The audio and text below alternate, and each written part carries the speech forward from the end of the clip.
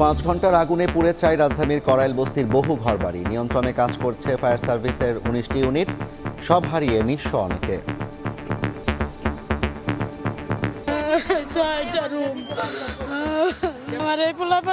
আমার আর কিছু নাই। সরকার দেখে কি করে, আমাদের যতদূর পারছে বাচ্চা কাচ্চা নিয়ে ওই মাঠের ভিতরে আছে আর কি। 2017-তে যে আগুন লাগছিল এর চাইতেও ভয়ানক আগুন হয়ে গেছে। আমরা পুরো আগুনটাকে কনফাইন করে ফেলেছি। দেখছিলেন প্রধান শিরোনাম। রাত 11টার সময় সঙ্গে আছি আমি জাফর সাদিক। এবার অন্যান্য শীর্ষ সংবাদ। জাতীয় নির্বাচনের পদ্ধতিতেই গণভোট, ব্যালট হবে রঙিন। আজকালের মধ্যে গেজেট, শিগগিরই প্রচারণা শুরু। পক্ষপাতিত্ব করলে ব্যবস্থার হুঁশিয়ারি ইসির। ফেব্রুয়ারিতে ঝামেলামুক্ত ভোটের আশা বিএনপির। জয় পেলে কর্মসংস্থানে গুরুত্ব দেওয়ার ঘোষণা। নির্বাচনে দুর্নীতি সন্ত্রাসের বিরুদ্ধে রায় দেবে জনগণ, বলছে জামায়াত। প্লট দুর্নীতি মামলায় শেখ হাসিনা, রেহানা ও টিউলিপের রায় 1 ডিসেম্বর। সর্বোচ্চ সাজা চায় দুদক। কুষ্টিয়ায় 6 হত্যা মামলায় হানিফের বিরুদ্ধে সাক্ষ্য আগামী মাসে।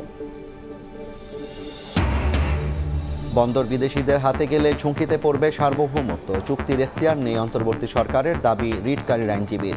নাকচ অ্যাটর্নি জেনারেলের। রায় 4 ডিসেম্বর। এবং মোবাইলে অটো চালু হচ্ছে সার্ভিস, অজান্তেই কাটছে টাকা। মেয়াদহীন ডেটায় বাড়তি অর্থ, সিম পরিবর্তন ফি 350। বিটিআরসির গণশুনানিতে নানা অভিযোগ, ব্যবস্থার আশ্বাস।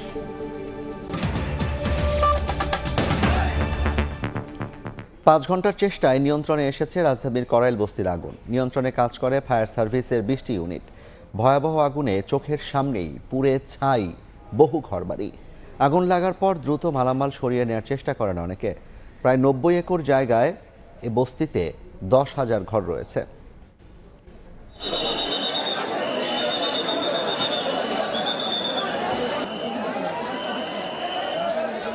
মঙ্গলবার বিকেল 5:22 আগুনে লেলিহান শিখায় ছেয়ে যায় রাজধানীর করাইল বস্তি। দিকবিদিক ছুটতে থাকেন বস্তিবাসী। শেষ খবর পাওয়া পর্যন্ত 11:35 আগুন নিয়ন্ত্রণে আসে বলে জানিয়েছে ফায়ার সার্ভিস। অগ্নিকাণ্ডের শুরুতে ফায়ার সার্ভিসের 7টি ইউনিট যায় আগুন নিয়ন্ত্রণে। পরে ধাপে ধাপে যোগ দেয় ফায়ার সার্ভিসের আরও 9টি ইউনিট। এতেও আগুন নিয়ন্ত্রণে না আসায় শেষ খবর পাওয়া পর্যন্ত মোট 20টি ইউনিট আগুন নেভাতে কাজ করেছে।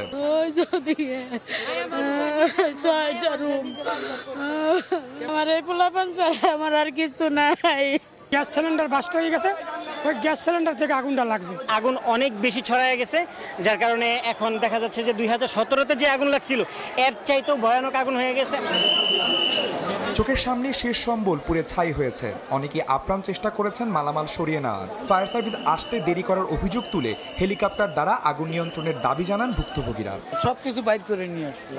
হ্যাঁ নিরাপদ, এদিকে আগুনই আসে না। তারা কই থাকবে ওখানে, চিন্তা সরকার দেখে কি করে, আমাদের যতদূর পারছে বাচ্চা কাচ্চা নিয়ে ওই মাঠের ভিতরে আছে আর কি।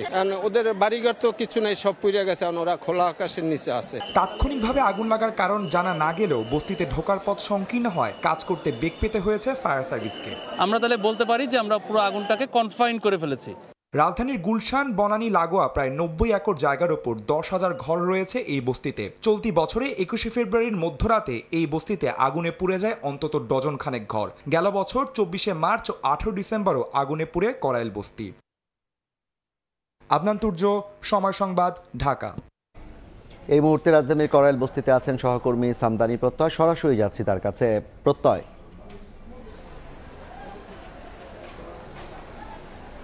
মিরপুর শিয়ালবাড়ি আন্তর্জাতিক বিমানবন্দর এবং ঠিক তার পরপরই রাজধানীর এই 90 একর জায়গা জুড়ে বিস্তৃত করাইল বস্তির অগ্নির ভয়াবহতা দেখল তিলোত্তমা নগরী ঢাকা। আমরা দেখতে পেয়েছি যে আজ যখন এই অগ্নিকাণ্ডের ঘটনাটি ঘটে, প্রত্যক্ষদর্শীদের সঙ্গে আমরা কথা বলেছি। প্রত্যক্ষদর্শীরা আমাদেরকে জানাচ্ছিলেন যে বিকেল 4টা, 4:30 আবার কারো কারো মতে 5টার দিকে স্থানীয় একটি দোকানে একটি গ্যাস সিলিন্ডার বিস্ফোরণ হয় এবং তারপর অগ্নিকাণ্ডের সূত্রপাত ঘটে। এই মুহূর্তে আমরা কিন্তু দাঁড়িয়ে রয়েছি একদম পুড়ে যাওয়া একটি বাড়ির ছাদে। এই বাড়িটিতে অগ্নিকাণ্ডের ঘটনা ঘটে। বাড়িটির ছাদ অগ্নিকাণ্ডে ব্যাপক ক্ষতিগ্রস্ত হয়েছে। এইখানে আমরা রয়েছি এবং আমরা দেখছিলাম যে পুরো বস্তির অনেক বাড়িঘর অগ্নিকাণ্ডে ক্ষতিগ্রস্ত হয়েছে। আমরা সবশেষ তথ্য অনুযায়ী জানতে পেরেছি ফায়ার সার্ভিসের 21টি ইউনিট আগুন নিয়ন্ত্রণে কাজ করছেন। যখন আগুনটি লেগে যায়, স্থানীয়রা, এখানে যারা প্রত্যক্ষদর্শী, তারা আমাদেরকে অভিযোগ জানাচ্ছিলেন যে ফায়ার সার্ভিসের আসতে দেরি হওয়ার জন্য আগুন অনেক বেশি ছড়িয়ে পড়েছে। তবে ফায়ার সার্ভিস আবার আমাদেরকে অন্য কথা বলছে, তারা বলছেন যে এখানে আসার পর রাস্তার যে ভিড় এবং যানজটের কারণে তাদের এখানে প্রবেশ করতে দেরি হয়েছে, তাদের এখানে আসতে দেরি হওয়ার কারণে আগুনের যে তীব্রতা সেটি কিন্তু অনেক বিস্তৃত হয়ে পড়েছে। তবে এখন আগুনের অনেকাংশই নিয়ন্ত্রণ করা সম্ভব হয়েছে। একই সঙ্গে আমরা দেখছিলাম আগুন, বড় যে আগুনের শিখা সেটি কমে আসলেও এখন সবচেয়ে বড় ভীতির কারণ যেটি জানিয়েছে ফায়ার সার্ভিস, সেটি হচ্ছে এখনও বিভিন্ন জায়গায় ছোট ছোট আগুনের স্ফুলিঙ্গগুলো রয়ে গেছে। সেই আগুনের স্ফুলিঙ্গগুলো থেকে বড় ধরনের আগুন সঞ্চারিত হতে পারে, এমন একটি আশঙ্কার কথা ফায়ার সার্ভিস আমাদেরকে জানাচ্ছিলেন। একই সঙ্গে আমরা এখানে আসার পর স্থানীয়দের সঙ্গে কথা বলে জানতে পারলাম যে এখানে কোনো লাইনের গ্যাসের সংযোগ না থাকার কারণে প্রত্যেকটি বাড়িতেই, আমরাও এখানে এসে প্রত্যক্ষ করেছি যে প্রতিটি বাড়িতেই সিলিন্ডারের মাধ্যমে তারা তাদের যে দৈনন্দিন রান্নাবান্না রয়েছে সে রান্নাবান্নার কাজ করে থাকেন, যার কারণে এখানে সিলিন্ডার দুর্ঘটনার ঘটনাটি কিন্তু এর আগেও আমরা ঘটতে দেখেছি দর্শক। একই সঙ্গে এখানে যারা ফায়ার সার্ভিস রয়েছেন, সে ফায়ার সার্ভিসের কর্মকর্তারা আমাদেরকে জানাচ্ছিলেন, তারা বারবার গণমাধ্যমকে অনুরোধ করছিলেন যাতে গণমাধ্যমের সাহায্যে আমরা যাতে এখানকার যারা স্থানীয় তাদেরকে আমরা এই বিষয়টি জানাই যে ফায়ার সার্ভিস কাজ করতে চাচ্ছে, ফায়ার সার্ভিস কাজ করে যাচ্ছে, এবং একই সঙ্গে যাতে মানুষ ভিড় না করে, যাতে অনেক বেশি ভিড় না হয়ে যায়, সেই বিষয়টির জন্য ফায়ার সার্ভিস তৎপর রয়েছেন। এবং তারা আমাদেরকে বলছেন আমরা যাতে মানুষদেরকে সচেতন করি, যাতে তারা এখানে উৎসুক জনতা হয়ে ভিড় না করেন, তাহলে তাদের পক্ষে আগুন নিয়ন্ত্রণ করা অনেক বেশি সহজতর হবে। আমরা এখানে নিরাপত্তার জন্য পুলিশ সদস্যদেরকেও নজরদারি করতে দেখছি, টহল দিতে দেখছি। এই ছিল করাইল বস্তি থেকে আমার কাছে সবশেষ। সরাসরি যুক্ত ছিলাম রাজধানীর করাইল বস্তি থেকে। এবার অন্য প্রসঙ্গ, জাতীয় নির্বাচনের পদ্ধতিতেই হবে গণভোট, ব্যালট হবে রঙিন। ভোট গ্রহণের পর একই সময়ে গণনা হবে নির্বাচন ও গণভোটের ফলাফল। আইন উপদেষ্টা জানান আজকালের মধ্যে জারি করা হবে অধ্যাদেশের গেজেট। শিগগিরই দেশ জুড়ে শুরু হবে প্রচারণাও। ইসি সচিব আখতার আহমেদ জানান 5 ডিসেম্বরের মধ্যে তৈরি হবে ভোটার তালিকা। জুলাই সনদে রাজনৈতিক দলগুলোর সইয়ের প্রায় 1 মাস পর 13 নভেম্বর জারি হয় সনদ বাস্তবায়ন আদেশ, যেখানে বলা হয় জাতীয় সংসদ নির্বাচনের দিন অনুষ্ঠিত হবে সনদে অন্তর্ভুক্ত সংবিধান সংস্কার বিষয়ে গণভোট, আর গণভোট অনুষ্ঠানের লক্ষ্যে প্রণয়ন করা হবে যথোপযুক্ত আইন। সেই ধারাবাহিকতায় মঙ্গলবার সকালে প্রধান উপদেষ্টার কার্যালয়ে বসে উপদেষ্টা পরিষদের বৈঠকে অধ্যাদেশ আকারে অনুমোদন দেওয়া হয় গণভোট আইন। বিকেলে রাজধানীর ফরেন সার্ভিস একাডেমিতে আয়োজিত ব্রিফিংয়ে আইন উপদেষ্টা ও নির্বাচন কমিশন সচিব জানান জাতীয় নির্বাচনের পদ্ধতি অনুসরণ করেই আয়োজন হবে গণভোট। ভোটারদের বিভ্রান্তি কাটাতে 2 ভোটের ব্যালট হবে ভিন্ন রঙের। জাতীয় সংসদ নির্বাচনের ক্ষেত্রে সাদা বেজের উপরে কালো প্রিন্টের ব্যালট পেপার গ্রহণ হয়, আর এক্ষেত্রে আমরা একটা রঙিন কাগজ ব্যবহার করব গণভোটের জন্য। এই বিষয়ে ব্যাপক প্রচারণা আগামী 2-3 দিনের মধ্যে শুরু হবে। নির্বাচন কমিশন ব্যাপক প্রস্তুতি নিয়েছে, আমি জানি এই প্রচারণার জন্য আমাদের সরকারের পক্ষ থেকে সবাই মিলে করব। আমরা প্রত্যেকটা মানুষ যেন এটা বুঝতে পারে এই মাত্রায় প্রচারণা করব, আমরা এই ব্যাপারে দৃঢ় প্রতিজ্ঞ। 4টি বিষয়ের উপর গণভোটে মাত্র একটি প্রশ্ন নিয়ে দলগুলোর ভিন্ন ভিন্ন প্রতিক্রিয়া থাকলেও আইন উপদেষ্টার দাবি গণভোটে কোনো দলের জন্যই অস্বস্তিকর কিছু রাখেনি সরকার। অধিকাংশ রাজনৈতিক দল যে মতামতটা দিয়েছে সেটার ভিত্তিতে আমরা বলেছি আর কি। আমি বলতে পারি যে কোনো রাজনৈতিক দলের জন্যই খুব অসহনীয় কোনো কিছু এখানে রাখা হয়নি। এ সময় নির্বাচন কমিশন সচিব জানান 5 ডিসেম্বরের মধ্যেই প্রস্তুত হচ্ছে ভোটার তালিকা, আর গণভোটের কারণে কেন্দ্র বাড়াতে হবে কিনা শনিবারের মক ভোটিং এর পর নেওয়া হবে সেই সিদ্ধান্ত। আমরা আগামী 29 তারিখ শনিবার সকাল 8টা থেকে 12টা পর্যন্ত আমরা একটা মক রিহার্সাল করছি, তারপরে আমরা সিদ্ধান্তে আসতে পারবো যে আমাদের ভোট কেন্দ্র বাড়াতে হবে নাকি বুথ বাড়াতে হবে নাকি উভয়টাই বাড়াতে হবে। নির্বাচন নিয়ে অস্বাভাবিক কোনো হুমকি নেই দাবি করে আইন উপদেষ্টা আশা প্রকাশ করেন একই দিনে 2 ভোটের চ্যালেঞ্জ ভালোভাবেই সামলাতে পারবে সরকার। সেরকম থ্রেট নাই। ফারুক ভিয়া, রবিন, সময় সংবাদ, ঢাকা। রাজনীতিতে জড়িয়ে পড়া নয়, নির্বাচনে অনিয়ম তুলে ধরাই পর্যবেক্ষক সংস্থার দায়িত্ব বলে মন্তব্য করেছেন সিইসি এম নাসির উদ্দিন। পক্ষপাতিত্ব করলে ব্যবস্থা নেওয়ার হুঁশিয়ারি দেন কমিশনার আবুল ফজল মোহাম্মদ সানাউল্লাহ। জানান ডিসেম্বরের প্রথমার্ধে ঘোষণা করা হবে তফসিল। এ সময় অবাধে ভোট কেন্দ্রে প্রবেশের সুযোগ দেওয়ার দাবি জানান পর্যবেক্ষক সংস্থার প্রতিনিধিরা। 2023 সালের পর্যবেক্ষক নীতিমালা বাতিল করে নতুন করে নীতিমালা জারি করে নির্বাচন কমিশন।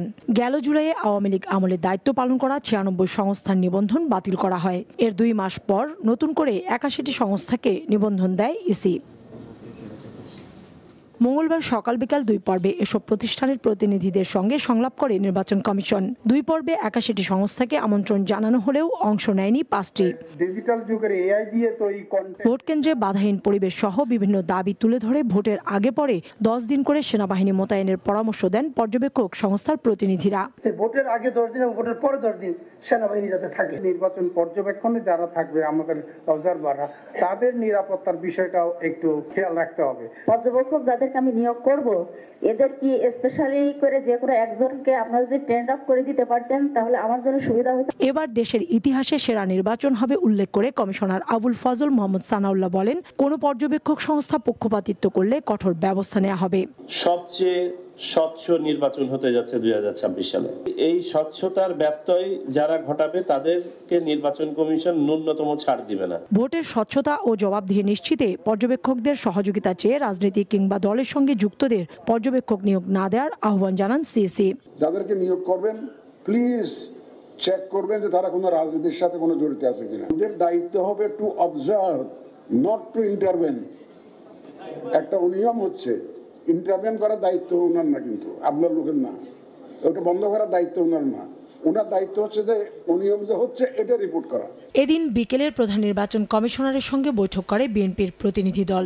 1 ঘন্টার বৈঠক শেষে দলটির স্থায়ী কমিটির সদস্য নজরুল ইসলাম খান যেসব দেশে প্রবাসী বাংলাদেশিদের সংখ্যা বেশি সেসব দেশে নিবন্ধনের সময় বাড়ানোর আহ্বান জানান। আমরা তাদেরকে অনুরোধ করেছি যে যেসব দেশে প্রবাসী বাংলাদেশিদের সংখ্যা বেশি তাদের নিবন্ধিত হওয়ার সুযোগ কঠিন, সেই সব জায়গায় নিবন্ধনের সময় বাড়ানোর জন্য আমরা আমাদের দলের পক্ষ থেকে অনুরোধ করেছি। কাউসার চৌধুরী কুমু, সময় সংবাদ, ঢাকা।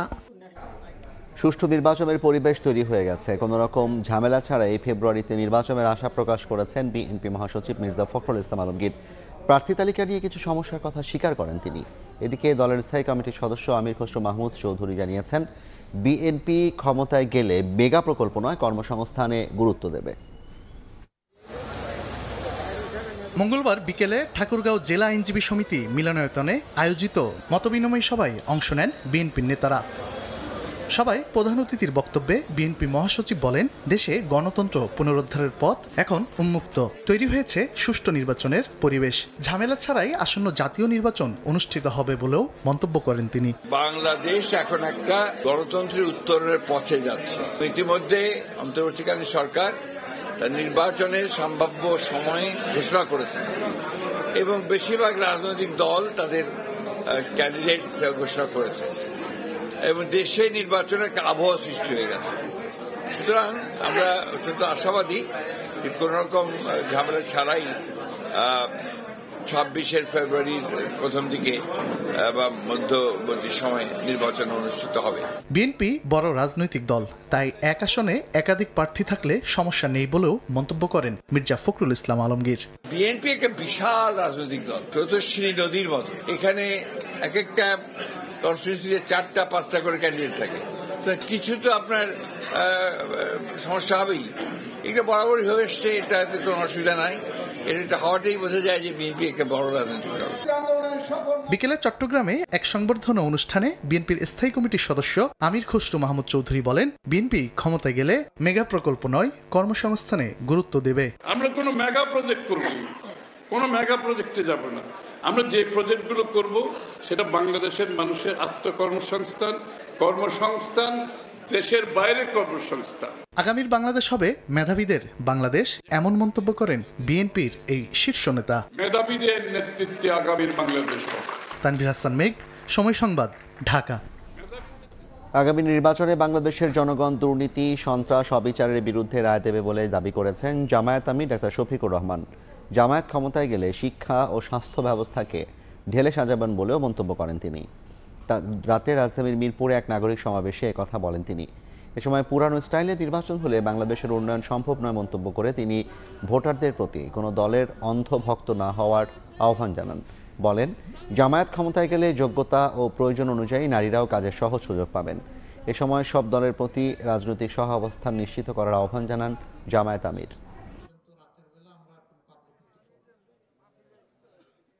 দুর্নীতি তোমাকে লাল কার্ড, সন্ত্রাস তোমাকে একেবারেই কালো কার্ড, অবিচার তোমার জায়গায় সমাজে হবে না। একটা দুর্নীতিমুক্ত সুবিচারে পরিপূর্ণ একটা ভারসাম্যপূর্ণ অর্থনীতির দেশ হিসাবে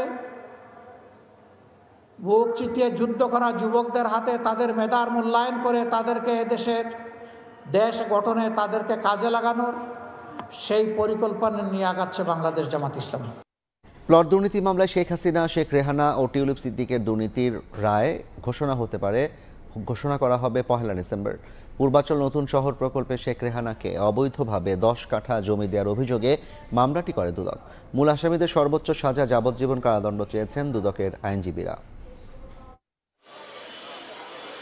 ক্ষমতার অপব্যবহার করে পূর্বাচলে বোন শেখ রেহানার নামে প্লট বরাদ্দ দিতে রাজুককে আদেশ দেন তৎকালীন প্রধানমন্ত্রী শেখ হাসিনা। মিথ্যা হলফনামা দিয়ে 10 কাঠা সরকারি জমির মালিক হন রেহানা। এসব অভিযোগে 17 জনের বিরুদ্ধে দুর্নীতির মামলা করে দুদক।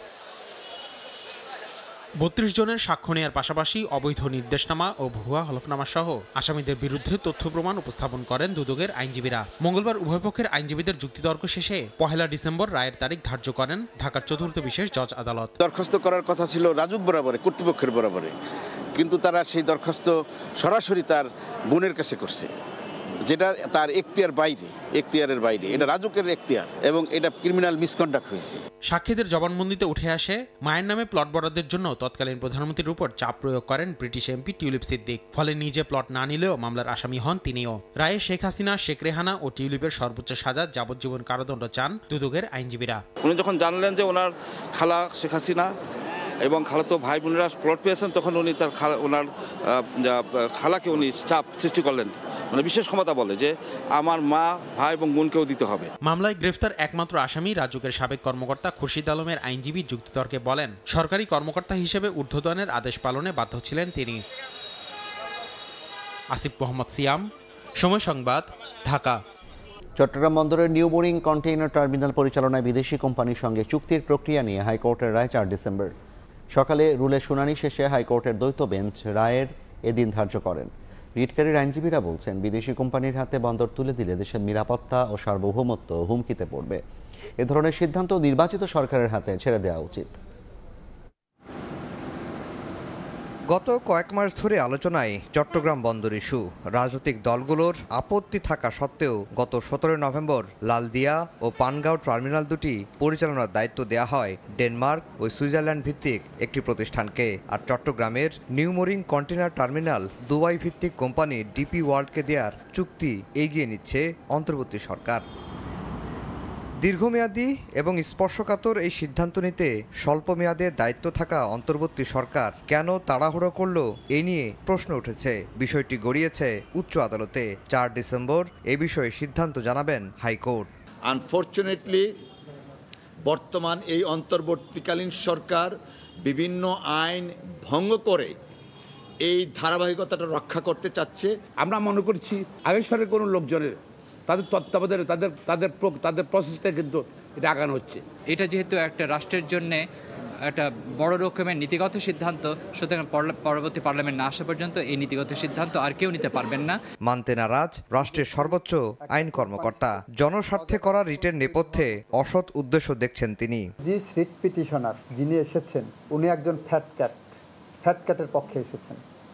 মানে পিছনে কোনো ভোমা বিড়াল বসে আছে টাকা পয়সার নিয়ে, সামনে এসে ওনারা পাবলিক ইন্টারেস্ট লিটিগেশনের নামে এটা করছেন। তার দাবি, জাতীয় স্বার্থ রক্ষা করেই বিদেশি কোম্পানির সঙ্গে চুক্তির প্রক্রিয়া এগিয়ে নিচ্ছে সরকার।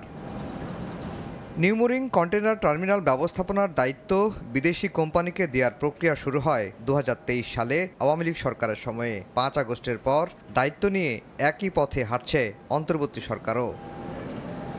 আফজাল হোসেন, সময় সংবাদ, ঢাকা।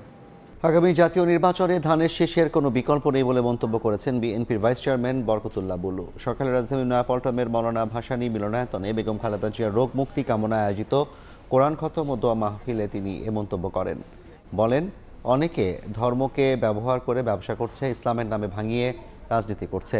দুলু দাবি করেন বিএনপির ৩১ দফায় আগামী ১০০ বছরের মুক্তির সনদ।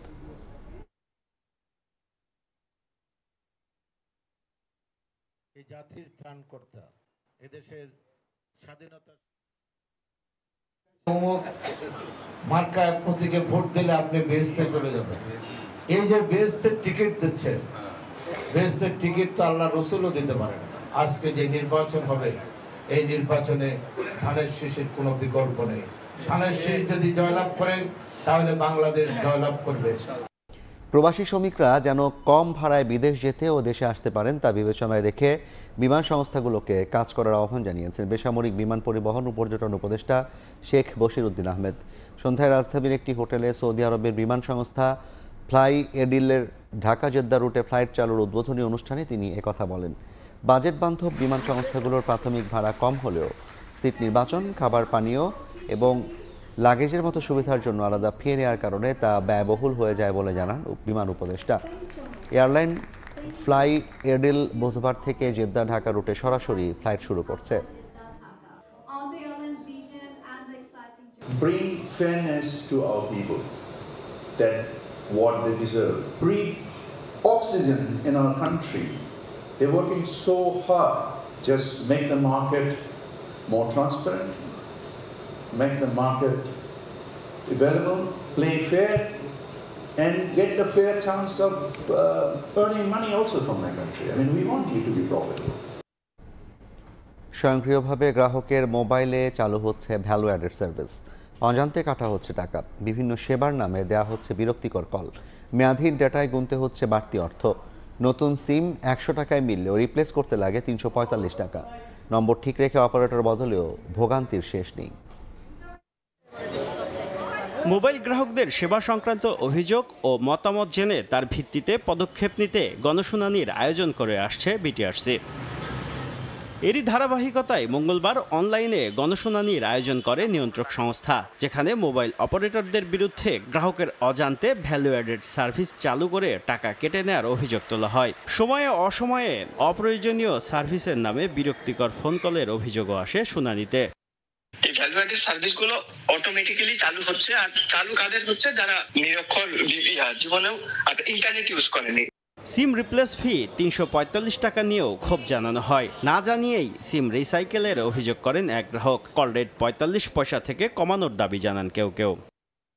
আমার সিম কার্ডটি হয়তোবা কোনো কারণবশত আমার বন্ধ থাকতেই পারে, সেক্ষেত্রে যখন এটা পুনরায় আপনারা বিক্রি করে দিচ্ছেন, আমার যে তথ্যগুলো আছে তথ্যগুলো আপনারা বিক্রি করে দিচ্ছেন না। বিটিআরসি বলছে গণশুনানি উপলক্ষে ১৫০০ অভিযোগ জমা পড়েছে, যাচাই বাছাই করে প্রয়োজনীয় ব্যবস্থা নেওয়া হবে। অপারেটর যে কোনো সার্ভিস চালুর পূর্বে যেটার সাথে তার টাকা কাটা যাবে, এটা কিন্তু তার অনুমতি নেয়। যদি কোনো ব্যক্তির এরকম অপিনিয়ন ছাড়া কোনো অপারেটর হয়, আমাদেরকে জানালে আমরা ব্যবস্থা নেব। বর্তমানে দেশে মোবাইল ফোনের সচল সিম সংখ্যা ১৮ কোটি ৮০ লাখ। শুভ খান, সময় সংবাদ, ঢাকা।